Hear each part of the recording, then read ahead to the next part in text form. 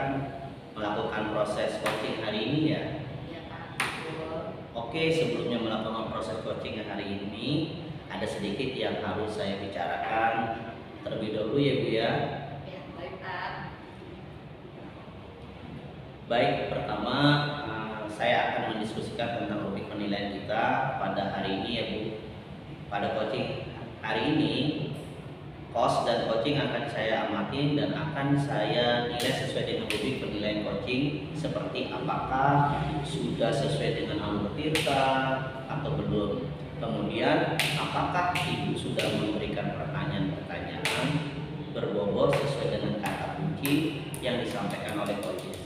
Dan nantinya juga saya akan mendengarkan respon atau jawaban dari coaches apakah sudah sesuai dengan pertanyaan yang nantinya akan disampaikan. Dan jangan lupa ya harus disesuaikan juga dengan prinsip coaching, diantaranya ada kemitraan, proses keaktifan, dan juga maksimalitas potensi.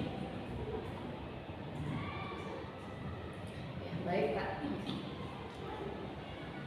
Mungkin sebelum melakukan proses observasi ini ada sedikit yang akan saya tanyakan, boleh Bu? Boleh Pak. Untuk yang pertama, kompetisi apa sih yang ingin Ibu April kembangkan dalam proses coaching hari ini?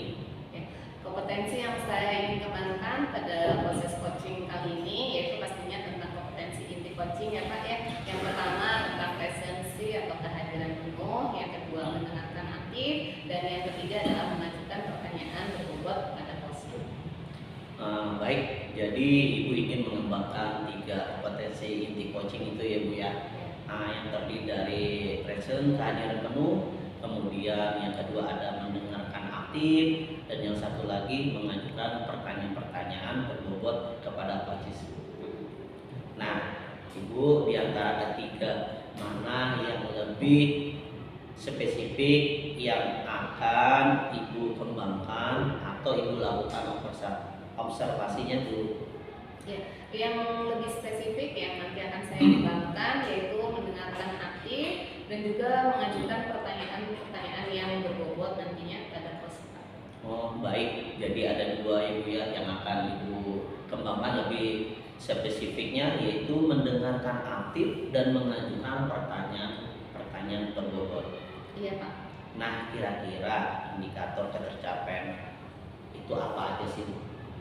Indikator ketercapaian yang ingin saya dapatkan pada coaching hari ini yaitu saya ingin coaching saya itu nanti bisa menemukan solusi dari permasalahan dan mampu menemukan langkah-langkah dalam mengatasi permasalahannya. Oke, nah, baik ya Bu. Jadi indikator ketercapaian pada saat coaching itu bahwa coach sudah menemukan sendiri atas permasalahannya ya Bu ya. Iya Pak. Baik Bu, terima kasih atas jawabannya. Silakan Ibu melakukan proses coaching dengan coaches dengan sebaik-baiknya, dan nanti setelah Ibu selesai melakukan proses coaching dengan coach, kita akan ngobrol-ngobrol kembali ya Bu ya. Ya baik Pak, terima kasih atas kesempatannya. Assalamualaikum warahmatullahi wabarakatuh. Waalaikumsalam warahmatullahi wabarakatuh. Assalamualaikum Pak Afif. Waalaikumsalam Bu.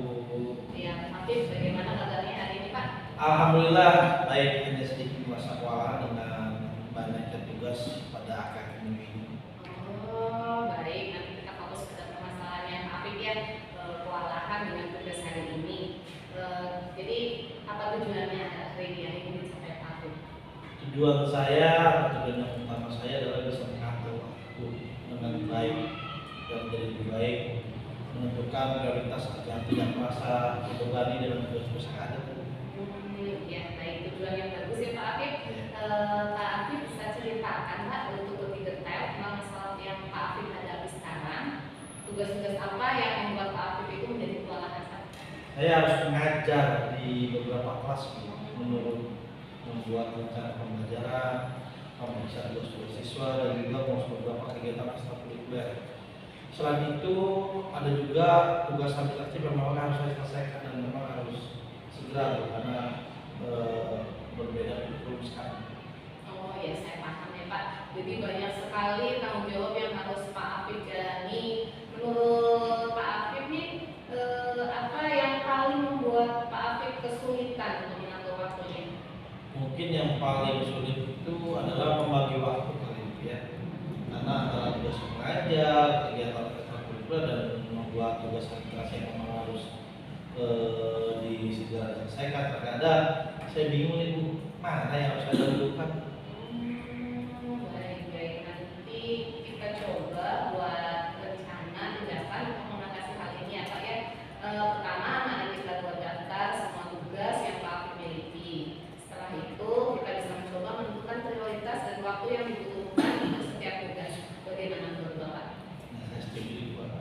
Kira-kira kapan kita mulai? Baik Pak, mari kita mulai dengan tugas saja. Berapa banyak waktu yang Pak Afif butuhkan untuk membuat rencana pelajaran dan memeriksa tugas siswa setiap minggunya? Kira-kira kalau untuk membuat rencana pembelajaran saya butuh sekitar 3 atau 4 jam per minggu. Untuk memeriksa tugas siswa itu kira-kira sekitar 5 atau 6 jam per minggu. Baik. Sekarang bagaimana dengan kegiatan ekstrakurikuler? Kalau untuk kegiatan ekstrakurikuler sendiri biasanya memakan waktu sekitar 4 jam per minggu. Ya. Dan untuk tugas administrasi Pak? Nah, untuk tugas administrasi sendiri Bu, saya mungkin membutuhkan waktu sekitar 2 atau 3 jam dalam minggu Bu. Jadi total waktu yang Pak Afif butuhkan itu setiap minggunya adalah sekitar 14 sampai 17 jam untuk semua tugas tersebut ya Pak. Sekarang mari kita tentukan prioritas. Menurut Pak Afif, tugas mana yang paling penting dan mendesak untuk diselesaikan terlebih dahulu? Kalau yang paling berdasar untuk penting yaitu sebenarnya ya tugas pelajar untuk tugas pokok dan memeriksa tugas siswa adalah yang paling penting juga, karena itu kegiatan yang langsung berhubungan dengan beberapa dengan pelajaran siswa.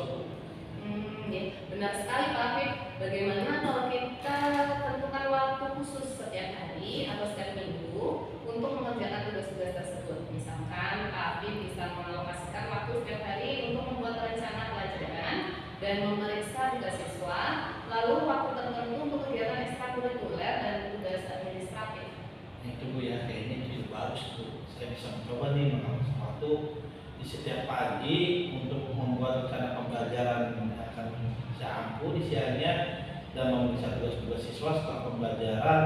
Lalu sore harinya untuk kegiatan ekstrakurikuler Bu, dan juga tugas administrasi yang memang dibebankan dari sekolah Bu.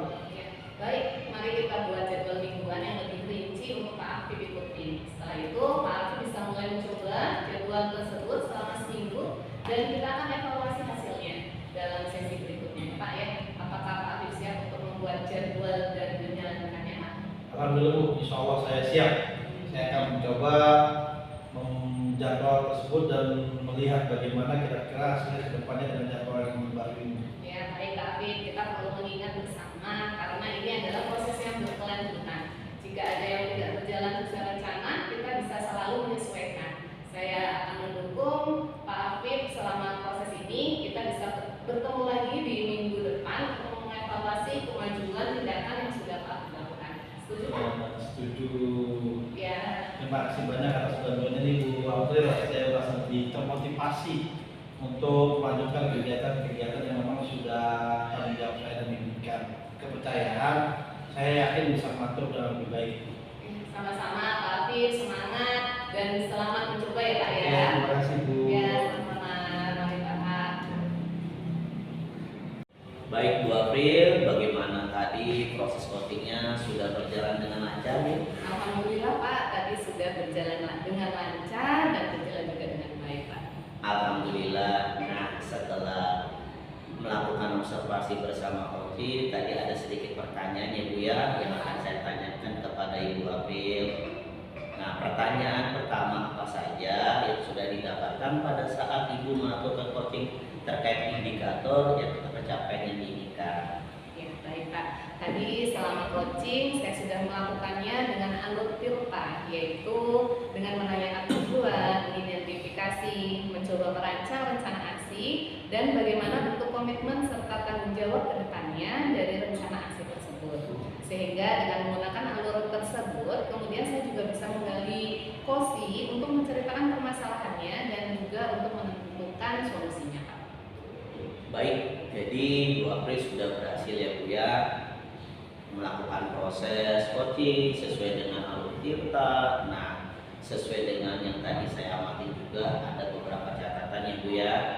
Nah, Bu April tadi saya sudah berhasil menyampaikan sesuai dengan alur cerita, yaitu sudah menanyakan tujuan kepada coaching, kemudian sudah mengidentifikasi permasalahan yang pada dalam coaching.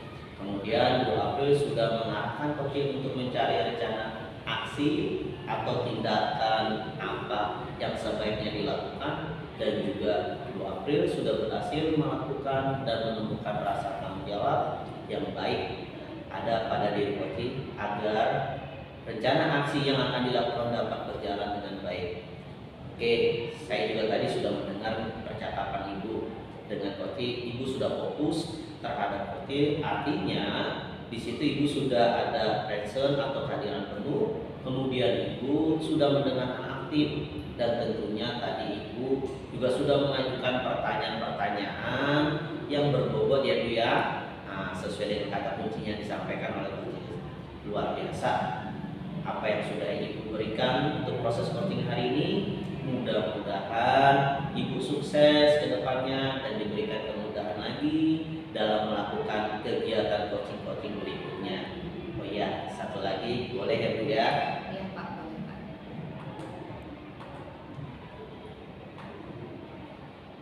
Untuk kedepannya nih Bu, kompetensi apa lagi yang ingin dikembangkan berdasarkan hasil proses coaching hari ini? Ya, kompetensi yang ingin saya kembangkan yaitu saya ingin lebih memahami lagi tentang proses percakapan dengan alur tirta, sehingga kedepannya nanti saya bisa lebih baik lagi dalam melakukan proses coaching. Baik, luar biasa. Jadi Ibu akan mendalami lagi ya alur tirtanya supaya lebih baik lagi ke depannya. Nah, baik Bu, terima kasih sudah melakukan sesi tanya jawab ini, sudah melakukan observasi menggunakan proses coaching dengan alur tirta. Saya akhiri sampai di sini. Terima kasih atas kesempatannya. Wassalamualaikum warahmatullahi wabarakatuh. Waalaikumsalam warahmatullahi wabarakatuh. Terima